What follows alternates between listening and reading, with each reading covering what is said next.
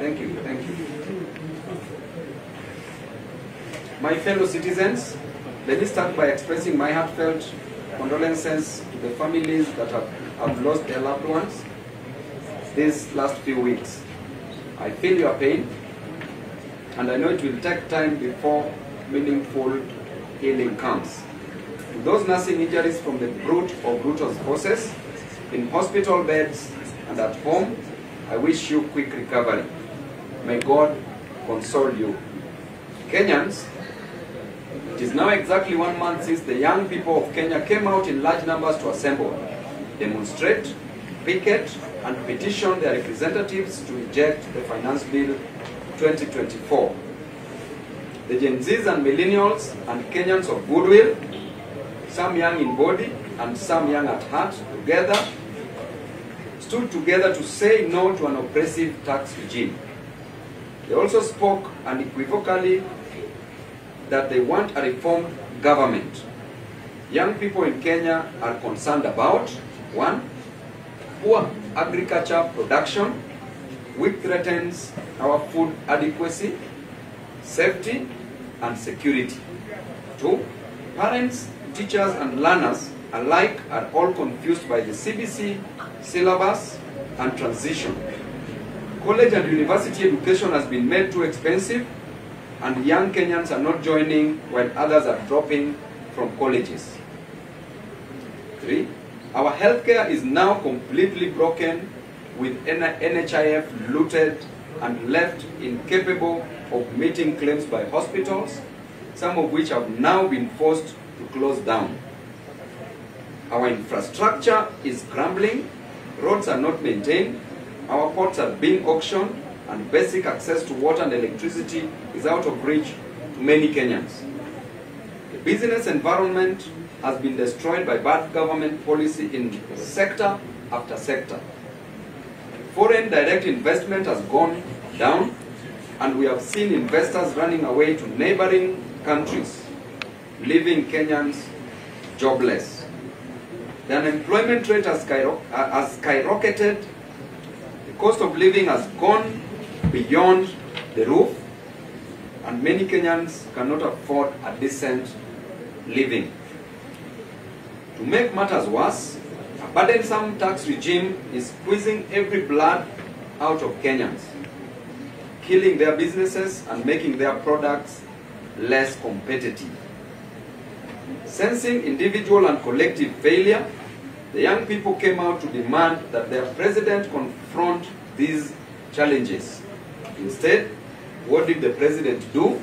For one, he used goons and criminals to infiltrate peaceful demonstrations to get reasons to unleash violence against Kenyans. He used the police to unleash terror on young people. Resorted to abductions, forced disappearance, torture, killings, and mutilation of bodies of the Kenyan children. The president would wink us by withdrawing the finance bill, but continued to implement its draconian provisions. He deceitfully dissolved his cabinet on grounds of incompetence, only to reappoint the same crooks.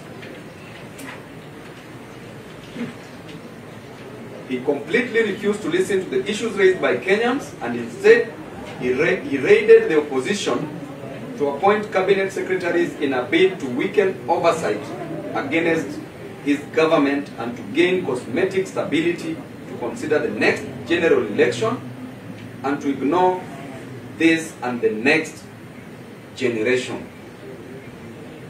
No Gen Zs were nominated in this cabinet, no gender rule considered, thereby discriminating on women. Persons with disabilities were not considered. The only disabilities which were considered were mental disabilities, which were considered in the current cabinet. Fellow Kenyans, these last few weeks, I have been to the mortuaries in this country helping desperate parents, siblings and relatives, neighbors and friends identify the bodies of their loved ones brutally murdered and bodies dumped in quarries or wrongly registered to conceal murder by the state.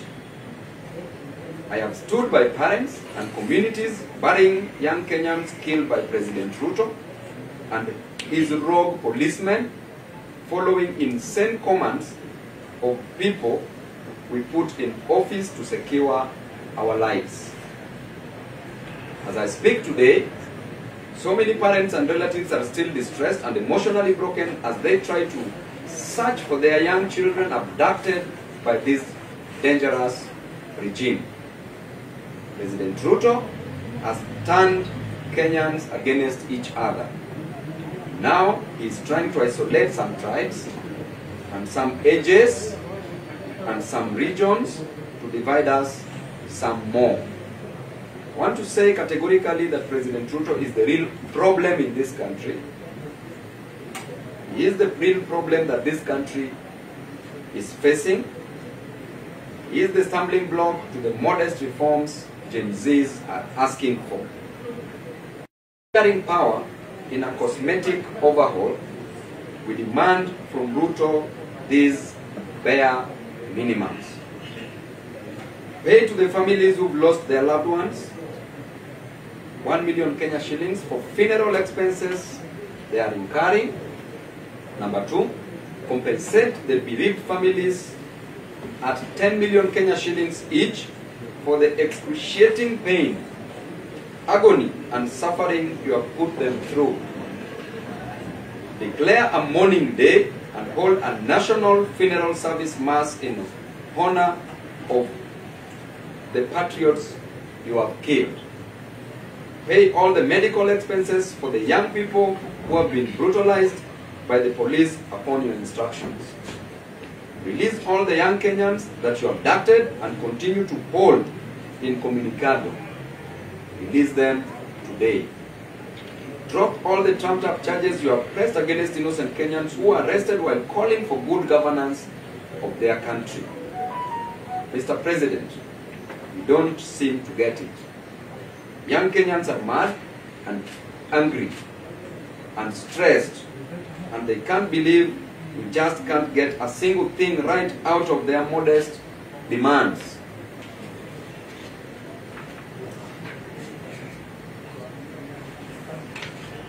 Kenyans want, number 1, a competent government capable of getting things done. They want government positions to be well thought out, well structured, and staffed with public-minded, based on meritocracy, not kakistocracy, qualified citizens committed, who are committed to a common good. They want you to address the rampant looting of public resources. They want you to stop interfering in the running of state departments. Give the bureaucracy space to do what they should do. You don't know it all, and you cannot do it all. But as we ask you to do this, just know that the young people of this country are not afraid of you. We don't fear you. We expect you to serve us. Remember, the most important office in a democracy is the citizen. We, the people, can choose to exercise our sovereign power directly. May God bless you. May God remember our country, Kenya. Thank you, and God bless you. Any question, omission?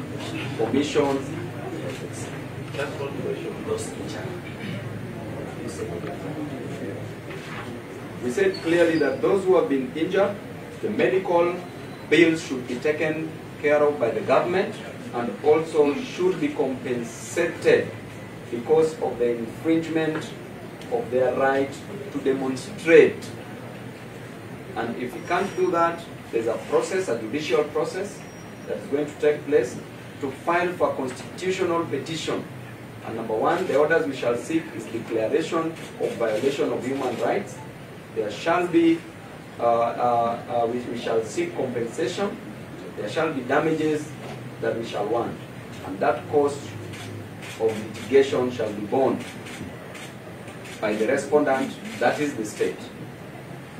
ODM officials have now joined the government. Have they cut these deals on the Gen Z blood? At the same time, is ODM dead? Now, I'm here as Honorable Dr. Babu Owino. ODM has a spokesperson that can speak on behalf of the party, and that is the party Secretary General. I'm speaking on behalf of Kenyans. Kenyans who are agonizing because Ruto is antagonizing instead of organizing this country, and therefore he should be disorganized by Kenyans. So on matters ODM, those who accepted these positions, Gen Zs cannot come out to fight for you, and then you behave like hyenas. Gen Zs died, people died, other Kenyans died because of this. You are not party to it. Why should you accept these positions? That is a show of greed, and that should never be tolerated. That is a decision I'm giving as Babu Owino, not as ODM, although I'm in ODM. Now they are saying, the agencies are saying, it's high time Babu Owino to exit ODM. What do you think? The Gen Zs are saying that, we Gen Zs have said that. They are saying, Affronting you as the new opposition. yeah. Yeah, actually, from today henceforth, I'm the chief opposition leader because there are so many jokes doing rounds. There are so many people who are in the opposition who are now in bed with the government. My interest is to fight for Kenyans. It pains me to see a person who was a fellow member of parliament joining government. And it pains me to look back in Soweto slums, Kibra slums, to look back in central region, Nyanza coast and everywhere else, to see that child who has been sent away because he lacks only 5,000 to pay for their schooling in a secondary school. Sent because of 5,000. I'm so pained to see that child who's stuck in hospital cannot be treated because they lack money. Even money for x-ray, that is around only 2,500. If you can't afford it, then you can't even be x-rayed. I'm so pained to see our young men and women moving around without jobs, seeing a boda rider in the sun from morning to evening, only gaining 50 shillings to 100 shillings in a day. Seeing a mama mboga, selling omena, only to get 50 Kenya shillings, 50 to 100. How will this parent collect this money to reach 300,000 Kenya shillings that Ruto wants in a university? So pained to see our children, our students who finished high school, are waiting to join university, cannot join because they can't afford it. Some people are dropping out because they can't afford it. Yet, we are encouraging patrimonialism, we are encouraging corruption, we are encouraging favoritism, we are encouraging mediocrity, we are encouraging kakistocracy. What are we doing as a nation? Mr. President, you fight on grounds that you are selling eggs, and on the grounds that you are selling chicken. You should know better what a hustler feels. It is because of education that made you live in State House today. Were it not for education, you would have never come to Nairobi.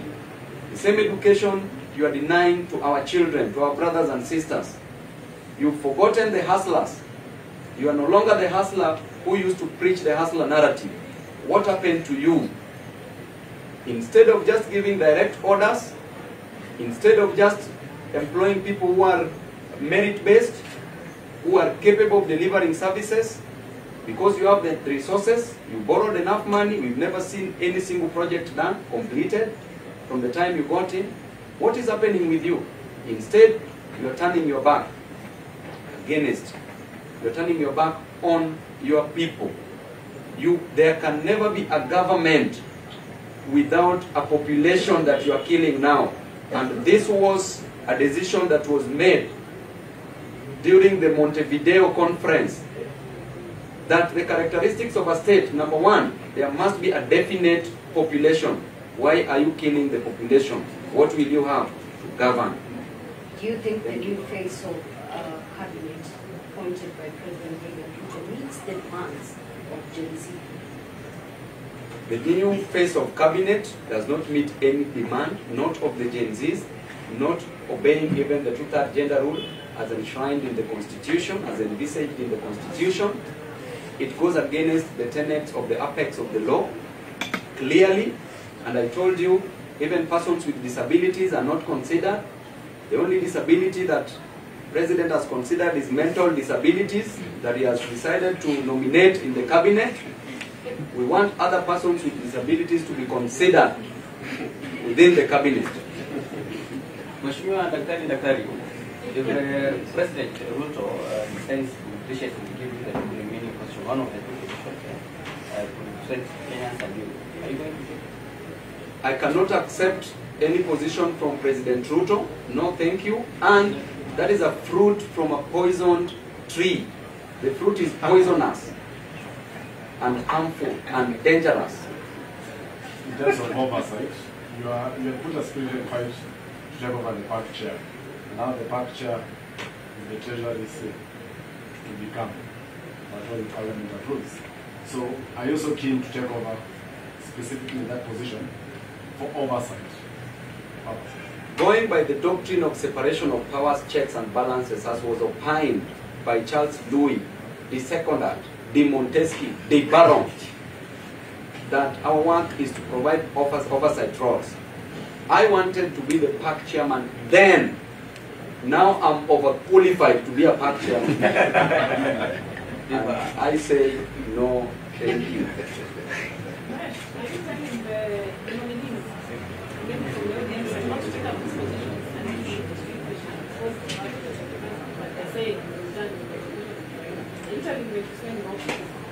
I'm clearly saying that that is not the interest of the people.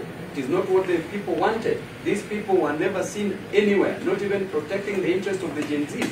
Why should they rush to take these positions? These positions, let Ruto as a person appoint his people. This is his government. We want competent people. We don't want him to invade opposition, but the work of opposition is to provide checks and balances, is to ensure that the government delivers that which they promised unto the people. Please, please, please pump me with more questions and ready to answer. Sufficiently answered? Thank you very much and God bless you all. You are welcome.